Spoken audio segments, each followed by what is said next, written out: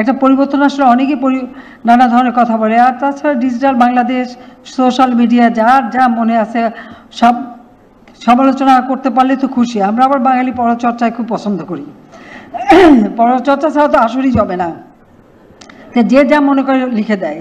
কিন্তু সেটা আমি এইমাত্র আমাদের শিক্ষা বলছে এটা লিখলো ওটা লিখলো, আমরা ওটা লিখলে শুনবো না তো। নিজের মনের আত্মবিশ্বাস থাকতে হবে, নিজের উপর বিশ্বাস থাকতে হবে। আর দেশের দায়িত্ব যখন নেবে, দেশের জন্য কোনটা ভালো সেটা নিজের চিন্তা থেকে আসতে হবে। আর কেউ একটু সমালোচনা করলেই অমনি সেটার জন্য ভীত হয়ে যেতে হবে, আমি এটা বিশ্বাস করি না। আত্মমর্যাদাবোধ, আত্মবিশ্বাস, এটাই মানুষকে শক্তি দেয়। কাজে আমি আমাদের শিক্ষার্থী যারা তাদেরকে এটাই বলবো যে সব সময় এই চিন্তাটাই করতে হবে। কে কি বললো আর অমনি শুনে চোখের পানি ফেলা বা মুখ লোকানো মোটেই তা না। নিজের বিশ্বাস থেকে চলা শিখতে হবে, তাহলে এই দেশকে তোমরা এগিয়ে নিয়ে যেতে পারবে।